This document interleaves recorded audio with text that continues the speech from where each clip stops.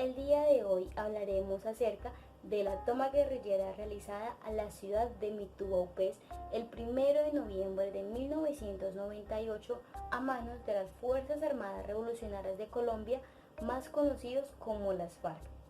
Todo inició el 1 de noviembre cuando cerca de 1.500 hombres de la guerrilla rodearon la ciudad de Mitú. Para las 4:45 de la mañana ya se escucharon tiros al aire, los cuales eran indicación para todos los frentes que ya tenían que estar listos para iniciar su ataque. La ciudad de Mitú en ese momento contaba con cerca de 13.000 habitantes, 120 de ellos eran policías.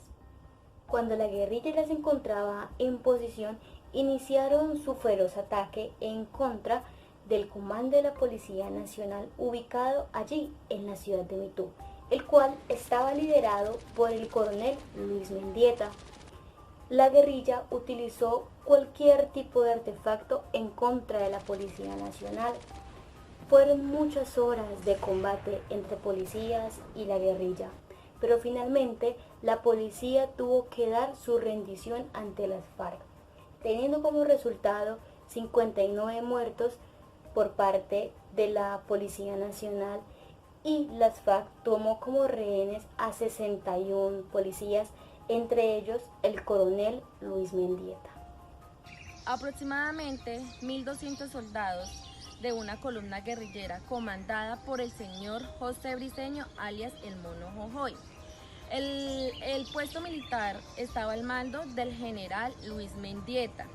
En ese entonces el presidente de la República era el doctor Andrés Pastrana, quien al año siguiente inició las conversaciones con las FARC para poner cese al fuego y terminar con algo más de 50 años de guerra contra ese grupo. Los logros obtenidos luego de varios meses de conversación fueron el fracaso, la burla de que fueran objetos de las fuerzas militares y el proceso del San Vicente de Caguán se detuvo. Una de las principales causas que conllevó este ataque era destruir la estación de Policía Nacional y tomarse la capital de Vaupés a sangre y fuego, donde cabe aclarar que allí se llevaron dos tomas, donde la primera fue el 19 de abril del 98, que es donde aparece la presencia del grupo Al Margen de la Ley. Se dice que estos grupos armados empezaron a aparecer caminando por varios sectores de allí o tomando en ciertas tiendas que habían allí en ese entonces, que es desde donde comienzan los rumores que las FARC iban a tomar a Mitú. Después de la aparición de estos grupos armados, la segunda toma ya se lleva en el año 1998, como lo han venido diciendo mis compañeros. Esto se llevó en una capital de Colombia, la cual fue una masacre que dejó varios conflictos con muertos, secuestros y una desestabilidad en cuanto al bienestar social de este territorio. Este ataque se vio respaldado por un puñado de policías que contuvieron uno de los ataques guerrilleros más violentos de la historia de Colombia, donde 1.500 guerrilleros del bloque oriental pusieron en marcha la llamada Operación Marquetalia en plena capital del departamento de... Además de esto, una de las tomas más importantes que hicieron las Fuerzas Armadas Revolucionarias FARC en Mitú, pues como lo decíamos al principio de este documental, viene para esta misma época lo que muchas familias anhelaban, que era el acuerdo humanitario, o también, como lo decía el Estado, un pequeño intercambio. ¿A qué se debía todo esto? Pues en la toma que se vivió en Vaupés fueron muchos los secuestrados, entre ellos policías, ejército y civiles. Lo que la guerrilla de las FARC quería acordar con el Estado era que por cada secuestrado que ellos tenían que entregar un guerrillero, un miembro de esas fuerzas que ellos tenían en las cárceles. Todo esto pues se realizó con el presidente Andrés Pastrana y con el jefe guerrillero de esta época, Manuel Marulanda. No obstante, cuando hubo nuevas elecciones, Cuando se eligió al presidente Álvaro Uribe Vélez, todo esto cambió porque él quería acabar con estas Fuerzas Armadas FARC. Cuando la FARC inició, se decía que tenían buenos ideales para los pueblos colombianos. Ellos querían luchar contra el Estado a favor de los pueblos.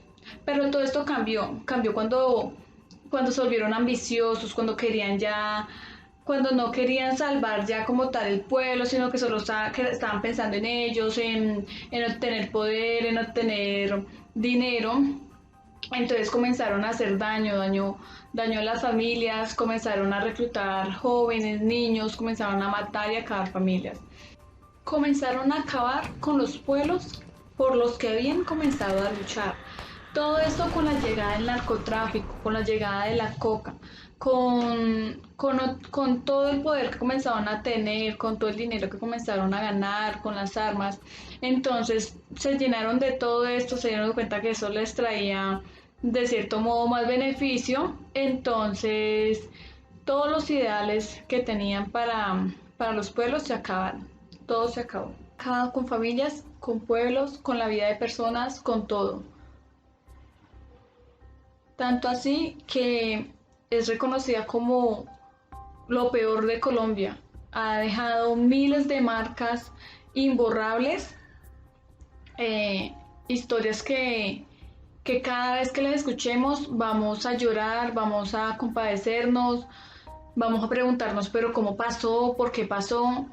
Entonces, una marca que dejó de toda su trayectoria y es como una de las más nombrada, en la que más ha cautivado, fue la toma de MeToo, la operación Marquetalia, que se hizo el 1 de noviembre de 1998 en horas de la madrugada, 5 de la mañana, cuando todo el pueblo estaba durmiendo, cuando los policías estaban de guardia, cuando todo estaba tranquilo, cuando un policía estaba a punto de entregar su turno.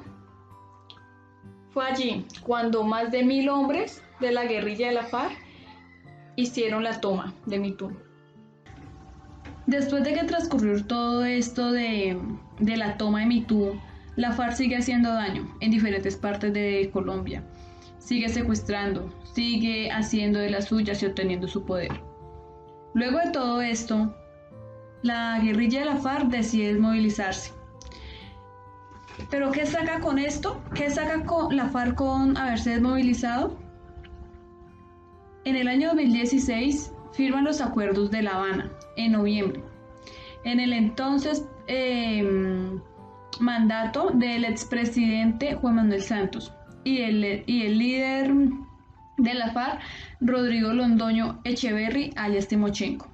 Los acuerdos de La Habana son un hito histórico que no solo puso fin a un conflicto armado que regía el país por más de un siglo, sino que abrió la puerta a una democratización más grande en el país.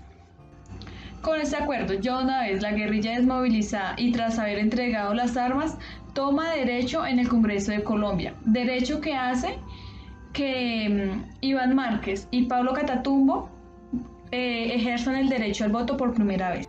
A pesar de que la guerrilla de la FARC ya se desmovilizó, se dice que sigue en sus torcidos, que sigue con el narcotráfico, que sigue reclutando gente. Entonces, es una desmovilización sucia, porque siguen haciendo daño de una u otra manera. Esta es la historia de la guerrilla de la FARC contada por mis compañeros y por mí. Espero les haya gustado. Hasta luego.